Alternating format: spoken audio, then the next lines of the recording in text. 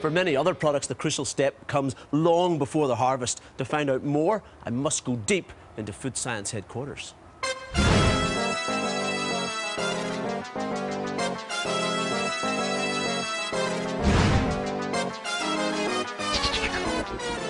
The Queensland Government's Consumer and Sensory Laboratory conducts market research for the food industry. The state-of-the-art facility in Brisbane tests new product concepts for businesses across Queensland.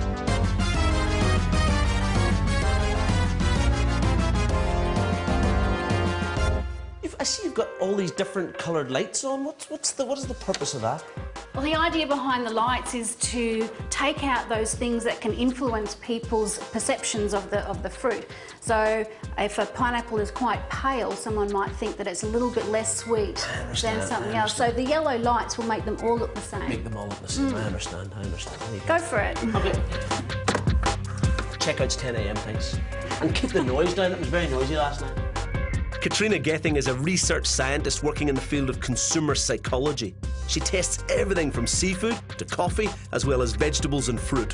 First of all, we need to find out how different it is to products that are already on the market, because there's no point in putting something out there if it tastes like other pineapples. So we wanted to know how it was different, and the second thing was we wanted to know what the consumer thought about the eating experience.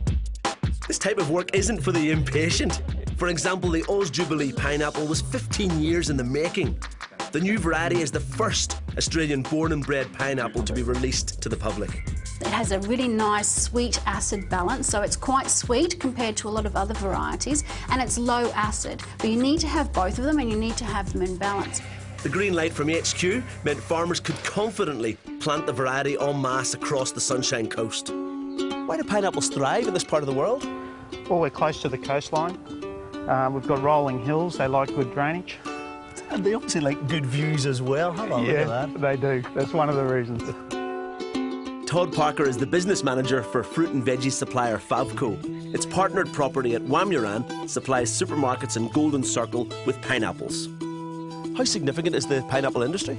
It's very significant to the Queensland economy. Yeah. It employs thousands of people, and here in southeast Queensland, we produce 60% of Australia's crop at any given time. So it's a big industry and full of, you know, proud farmers and proud Queenslanders.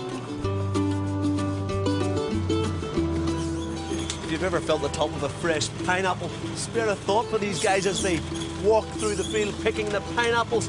I can feel the prickles now. Did I mention the snakes as well? Pineapples don't ripen once picked, so all Aus Jubilees are harvested at full maturity. They're a healthy snack served sliced, or can be used in a variety of savoury and sweet applications. When deciding what to cook, I was really inspired by the fish that we saw at the Mooloolah River fisheries. So I've got some mackerel, some spanking fresh mackerel, and also some mullet. And I think I'm guilty myself of thinking mullet's maybe a really strong fish or a really earthy fish, but it's mild, it's clean, it is really versatile.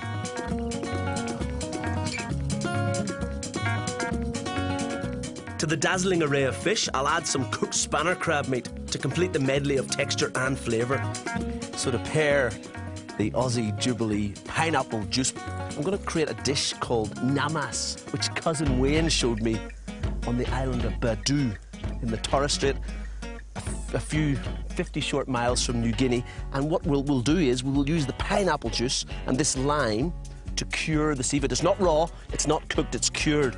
And for me, if you've got such spanking fresh seafood, this is the best thing to do, because it allows it to be the star.